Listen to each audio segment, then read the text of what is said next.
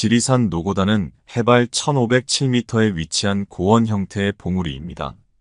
노고는 늙은 여인 또는 늙은 할미를 의미하고 단은 재단이나 높은 평평한 곳을 뜻합니다. 즉, 노고단은 늙은 할미가 있는 평평한 곳 또는 늙은 할미의 재단이라는 의미를 가집니다. 앞으로 펼쳐질 이야기는 천상의 선녀였던 운홍이 중생을 구제하기 위해 인간 세상으로 내려와 노고단의 산신령이 되는 과정과 그녀가 수많은 구도자들을 만나며 불교의 깊은 진리를 전하는 이야기를 담고 있습니다. 특히 지심, 인월, 지원 등 다양한 스님들과의 만남을 통해 불교의 핵심 가르침인 자비와 깨달음의 의미를 전달하며 노고단이 어떻게 불교 수행의 성지가 되었는지를 보여줍니다. 이 이야기들은 단순한 전설을 넘어 불교의 심오한 진리와 수행의 진정한 의미를 담아내고 있습니다. 내용이 마음에 드신다면 좋아요와 구독을 눌러주시면 영상을 만드는데 큰 힘이 되고 부처님의 가르침이 더 널리 퍼질 수 있게 도와주시면 감사하겠습니다. 제1장 늙은 선녀의 눈물. 하늘나라 서쪽 끝 구름이 맺히는 자리에 자리 잡은 선녀들의 궁전은 언제나 평화로웠습니다. 수천 명의 선녀들이 아침이면 이슬을 모아 꽃을 피우고 저녁이면 달빛을 길어 별을 만드는 일을 하며 지냈습니다. 그 중에서도 가장 아름다운 선녀가 있었으니 그녀의 이름은 운홍이었습니다. 운홍은 다른 선녀들과 달랐습니다. 그녀는 매일 밤 구름 위에 앉아 인간 세상을 내려다보았습니다. 그곳에서 그녀는 인간들의 슬픔과 고통을 목격했습니다. 전쟁으로 인해 가족을 잃은 아이들, 질병으로 신음하는 노인들, 가뭄으로 메마른 땅을 바라보며 한숨 짓는 농부들의 모습이 그녀의 마음을 아프게 했습니다. 하늘에서 이렇게 편안히 지내는 것이 과연 옳은 일일까요? 운홍은 매일 밤 자문했습니다. 그러던 어느 날 그녀는 충격적인 광경을 목격했습니다. 한 어머니가 굶주린 아이를 위해 자신의 살을 베어 먹이고 있었던 것입니다. 그 순간 운홍의 마음은 산산조각 났습니다. 결국 운홍은 용기를 내어 옥황상제를 찾아갔습니다. 인간 세상의 고통을 덜어주고 싶습니다. 제가 내려가게 해주십시오. 하지만 옥황상제는 단호했습니다. 천상의 법도를 어기면 영원히 되돌아올 수 없다. 운홍은 잠시 망설였지만 이내 결심했습니다. 그래도 좋습니다. 그날 밤 운홍은 자신의 선녀 날개를 스스로 잘라냈습니다.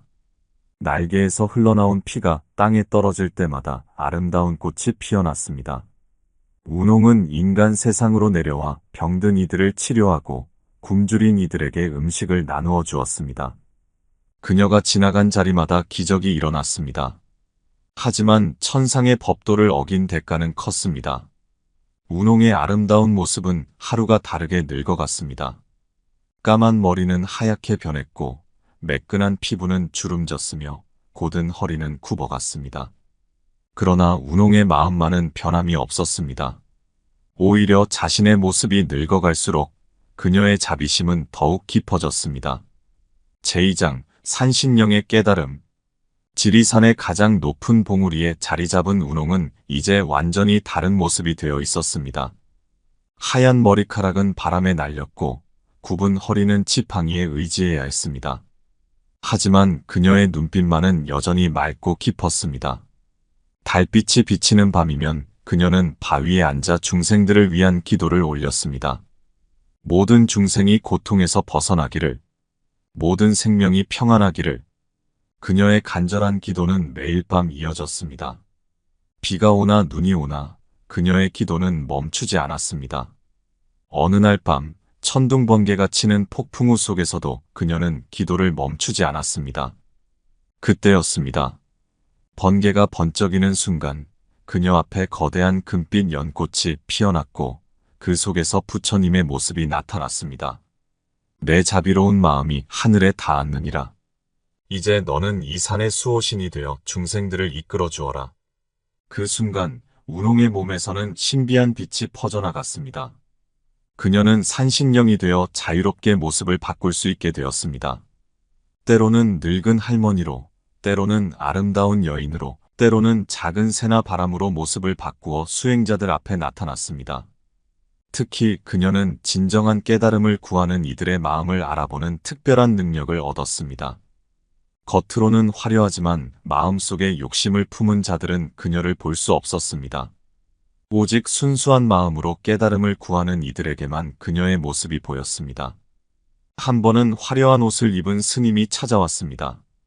그는 입으로는 깨달음을 구한다 했지만 실은 명예와 권력을 얻고자 하는 마음이 가득했습니다.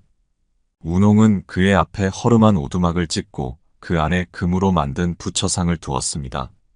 스님은 부처상만 보고 달려갔다가 그만 깊은 계곡으로 떨어지고 말았습니다.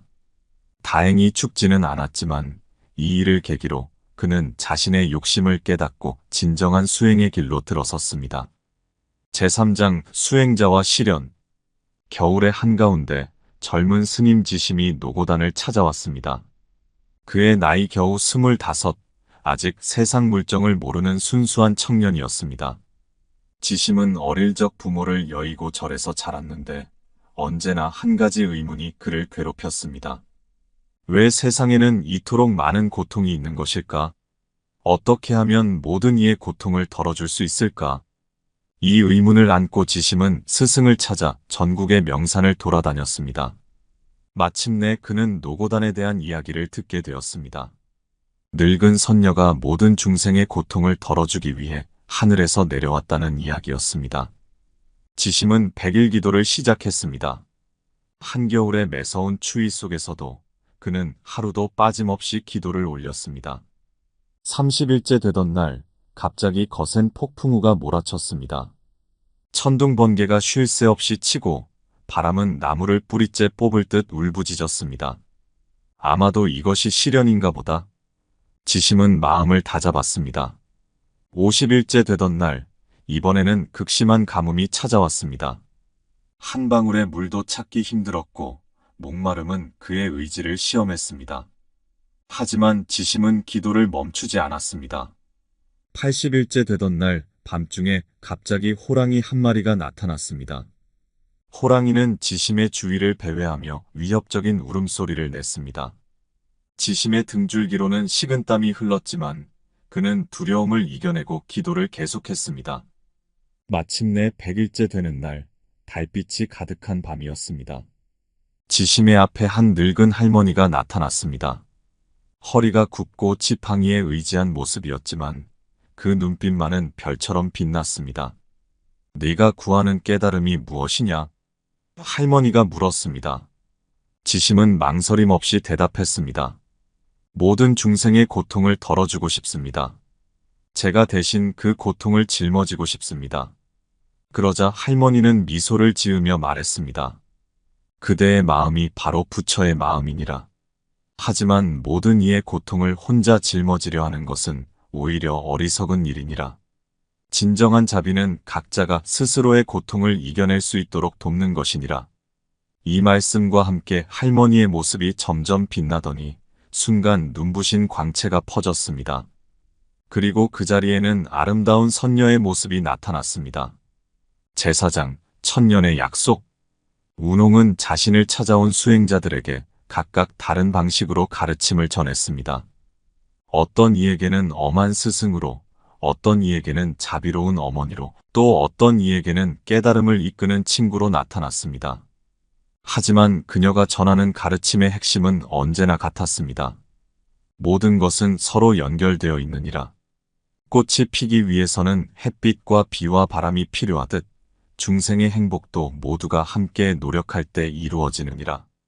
그녀의 가르침을 듣기 위해 찾아온 이들 중에는 금파라는 스님도 있었습니다.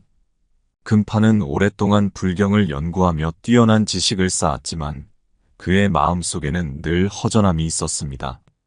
어느 날 그는 꿈에서 한 목소리를 들었습니다. 진정한 지혜는 책 속에 있지 않느니라. 노고단으로 오너라. 금파는 노고단에 도착하자마자 7일 7야의 참선을 시작했습니다. 그의 앞에 나타난 운홍은 이번에는 작은 새의 모습이었습니다. 새는 매일 아침 금파의 머리 위에 앉아 노래를 불렀습니다. 처음에 금파는 그저 시끄럽다고만 생각했습니다. 하지만 점차 그 새의 노래에 담긴 의미를 깨닫기 시작했습니다. 새가 부르는 노래는 자연의 소리였고 그 속에는 우주의 진리가 담겨 있었습니다.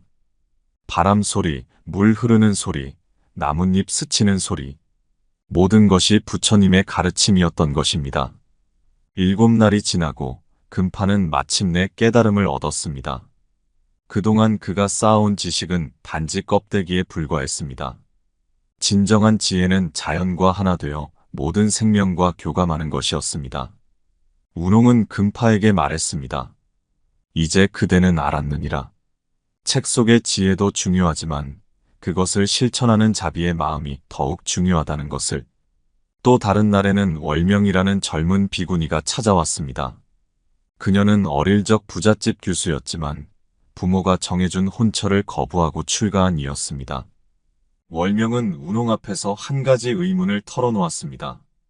저는 부처님의 가르침을 따르고 싶었기에 출가를 선택했습니다. 하지만 부모님의 마음을 아프게 한 것이 늘 마음에 걸립니다. 제가 잘못한 것일까요? 이때 운홍은 한 젊은 여인의 모습으로 나타나 월명의 이야기를 들어주었습니다. 그리고 이렇게 말했습니다. 진정한 효도는 부모의 뜻을 맹목적으로 따르는 것이 아니라 바른 길을 걸어 부모에게 깨달음의 기쁨을 전하는 것이니라. 그대가 진정으로 깨달음을 얻어 중생을 구제한다면 그것이야말로 가장 큰 효도가 될 것이니라. 제5장 노고단의 기적. 노고단에서는 매일 밤 신비로운 일들이 일어났습니다. 달빛이 가득한 밤이면 산꼭대기에서 은은한 빛이 퍼져나왔고 그 빛을 본 이들은 마음의 평안을 얻었습니다. 특히 병든 이들이 노고단을 찾아와 기도를 올리면 신기하게도 병이 나았다는 이야기가 퍼져나갔습니다. 그 중에서도 가장 놀라운 것은 지광 스님의 이야기였습니다. 지광 스님은 오랫동안 심한 병을 앓았습니다. 온몸의 관절이 뒤틀리고 극심한 통증에 시달렸지만 어떤 약도 소용이 없었습니다. 의원들은 모두 고개를 저었고 지광 스님은 죽음을 기다리는 처지가 되었습니다. 마지막 희망을 품고 노고단을 찾아온 지광 스님은 겨우 산중턱까지 올라왔을 때 한 늙은 할머니를 만났습니다. 할머니는 지광 스님에게 따뜻한 차 한 잔을 건네며 말했습니다. 스님의 병은 몸의 병이 아니라 마음의 병이니라. 스님은 너무 많은 것을 걱정하고 너무 많은 것을 이루려 하시는구려. 이 차를 마시고 잠시 쉬어 가시구려. 지광 스님이 차를 마시자 이상한 일이 일어났습니다. 온몸을 조이던 통증이 마치 눈 녹듯이 사라지기 시작한 것입니다. 그제야 스님은 깨달았습니다. 자신의 병은 세상의 모든 것을 완벽하게 통제하려던 욕심에서 비롯되었다는 것을. 또 다른 날에는 한 어머니가 눈먼 아이를 데리고 왔습니다. 평생 빛을 보지 못할 것이라는 진단을 받은 아이였습니다. 어머니는 노고단 정상에서 100일 기도를 시작했습니다. 날씨가 좋지 않은 날에도 몸이 아픈 날에도 그녀는 기도를 멈추지 않았습니다. 90에 되던 날 밤 달빛이 유난히 밝았습니다. 그때 한 아름다운 여인이 나타나 아이의 눈을 어루만졌습니다. 그러자 기적처럼 아이의 눈에서 빛이 보이기 시작했습니다. 하지만 여인은 이렇게 말했습니다. 이것은 기적이 아니라 너희 어머니의 지극한 사랑이 만든 결과이니라. 진정한 사랑의 힘은 산도 움직일 수 있느니라. 이러한 이야기들이 퍼지면서 더 많은 사람들이 노고단을 찾아오게 되었습니다. 하지만 운홍은 모든 이에게 같은 말을 했습니다.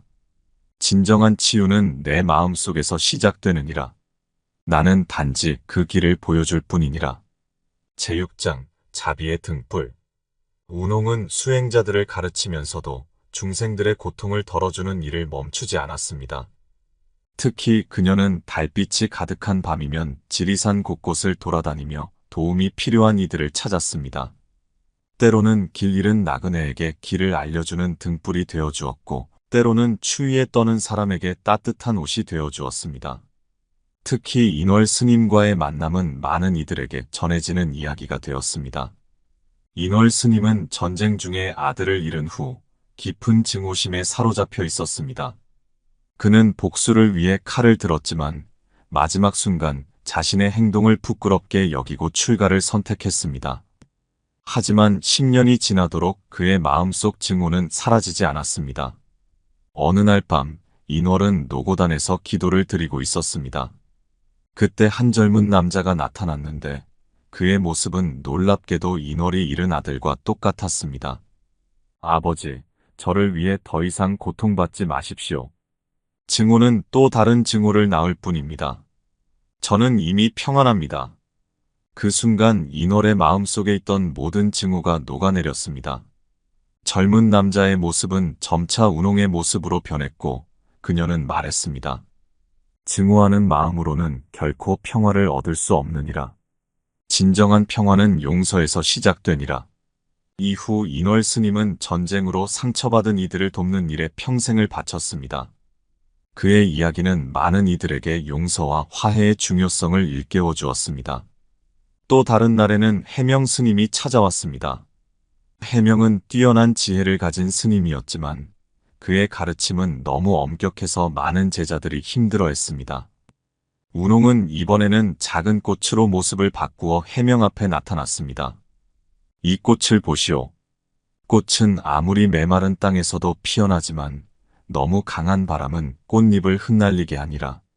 제자들을 이끄는 일도 이와 같아서 너무 엄격한 가르침은 오히려 그들의 마음을 상하게 할 수 있어. 이 말씀을 들은 해명은 깊이 깨달았습니다. 그는 자신의 가르침 방식을 바꾸어 더욱 자비롭게 제자들을 대했고 그의 절은 많은 수행자들이 찾는 배움터가 되었습니다. 제7장 영원한 수호자. 깊은 밤, 노고단의 정상에는 늘 하얀 안개가 머물렀습니다. 이 안개는 운홍의 순결이라 전해졌습니다. 그녀는 이곳에서 지리산의 모든 것을 지켜보았습니다. 깊은 계곡에서 우는 바람 소리도, 높은 봉우리에 내리는 첫눈도, 봄이면 피어나는 진달래도 모두 그녀의 보살핌 아래 있었습니다. 특히 운법 스님과의 만남은 노고단의 신비로운 이야기 중에서도 가장 특별한 것이었습니다. 운법은 오랫동안 불도를 닦았지만 늘 의문이 있었습니다. 왜 우리는 산속에서 홀로 수행을 하는 것일까? 세상 속에서 중생들과 함께하는 것이 더 의미 있지 않을까? 이러한 고민을 안고 운법은 노고단을 찾았습니다. 그날 밤 달빛이 유난히 밝았습니다.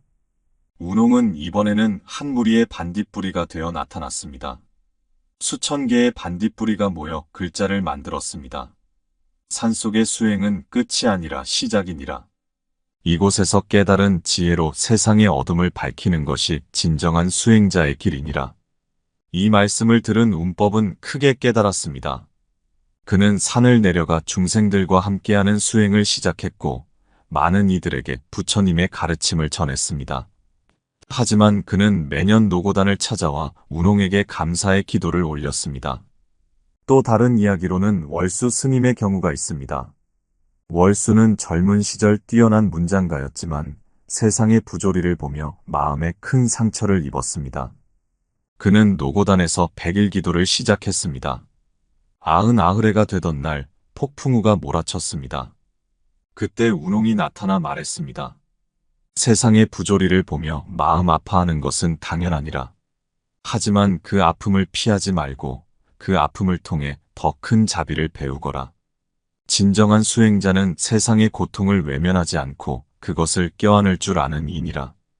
이 가르침을 받은 월수는 자신의 문장 능력을 중생 구제의 도구로 삼았습니다.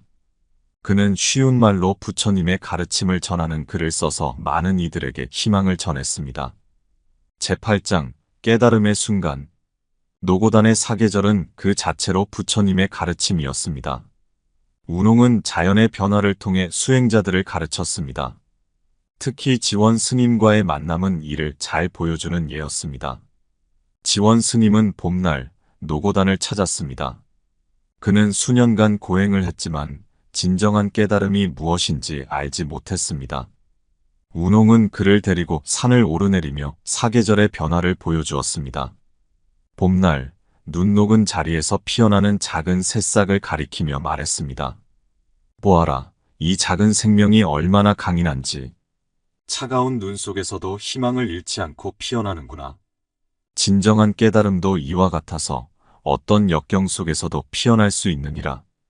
여름날, 폭풍우가 치는 날 큰 나무와 작은 풀을 보여주었습니다. 보아라, 큰 나무는 비바람에 꺾이지만 작은 풀들은 바람에 몸을 낮추어 살아남는구나. 진정한 지혜는 때로는 굽힐 줄 아는 것이니라. 가을날, 단풍 드는 나뭇잎을 보며 말했습니다. 이 아름다운 빛깔을 보아라. 나뭇잎은 죽음을 앞두고 가장 아름다운 모습을 보여주는구나. 모든 것은 변하고 사라지지만 그 속에서도 아름다움을 찾을 수 있느니라. 겨울날 하얀 눈이 내리는 것을 보며 말했습니다. 이 하얀 눈을 보아라. 더러운 것도 깨끗한 것도 모두 하얗게 덮어주니 이것이 바로 자비의 마음이니라.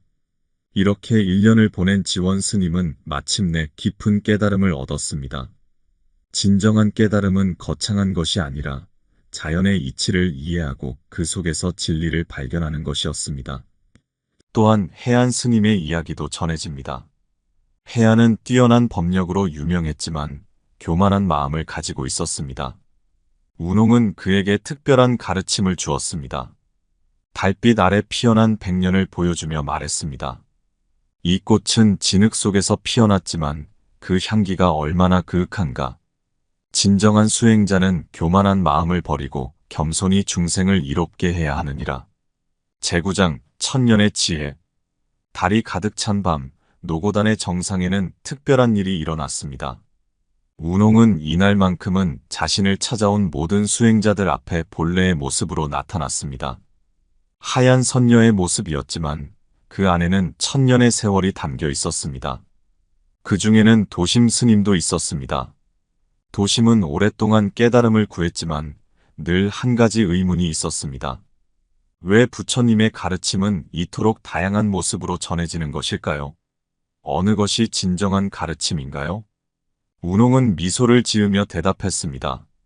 저 하늘의 달을 보아라. 강물에 비친 달, 호수에 비친 달, 이슬방울에 비친 달이 모두 다르게 보이지만 달은 하나이니라. 부처님의 가르침도 이와 같아서 중생의 근기에 따라 다르게 나타나지만 그 본질은 하나이니라. 또한 천기 스님의 이야기도 전해집니다. 천기는 뛰어난 신통력을 지녔지만 그것에 집착하여 진정한 깨달음을 얻지 못했습니다. 운홍은 그에게 특별한 시험을 내었습니다. 먼저 천둥번개를 일으키고 폭풍우를 몰고 오게 했습니다.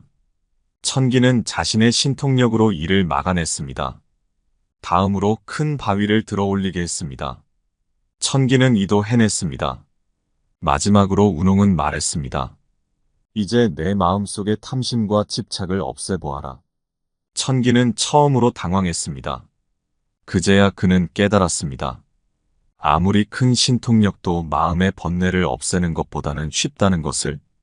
해광 스님의 경우는 또 달랐습니다. 그는 수십 년간 불경을 연구하여 모든 경전을 외우고 있었지만 그 의미를 진정으로 이해하지는 못했습니다. 운홍은 그에게 한 송이 꽃을 건네며 물었습니다. 이 꽃의 참모습이 무엇이냐? 해광은 경전의 구절들을 인용하며 꽃의 무상함과 공에 대해 장황하게 설명했습니다. 운홍은 고개를 저으며 말했습니다. 그대는 꽃을 보지 않고 경전만 보고 있구나. 진정한 깨달음은 책 속에 있지 않고 내 눈앞에 있느니라. 제10장 영원한 가르침. 노고단의 전설은 세월이 흘러도 변함없이 이어졌습니다. 운홍은 때로는 비와 바람이 되어 때로는 달빛과 안개가 되어 수행자들을 이끌었습니다. 특히 마지막으로 전해지는 지연 스님의 이야기는 노고단의 진정한 의미를 잘 보여줍니다. 지연 스님은 평생을 걸어 마침내 노고단에 도착했습니다.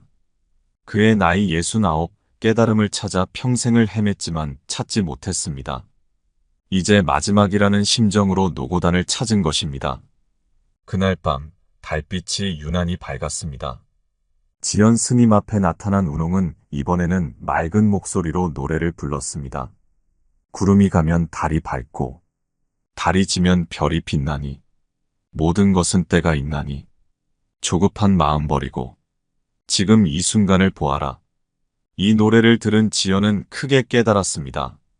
그동안 그는 깨달음이라는 거창한 것을 찾아 헤매었지만 진정한 깨달음은 바로 지금 이 순간에 있었던 것입니다. 운홍은 마지막으로 이렇게 말했습니다. 진정한 깨달음은 내가 찾는 그곳에 있지 않고 내가 서 있는 바로 그곳에 있느니라. 꽃이 피고 지는 것을 보며 구름이 흐르는 것을 보며 모든 순간이 깨달음의 순간임을 알라.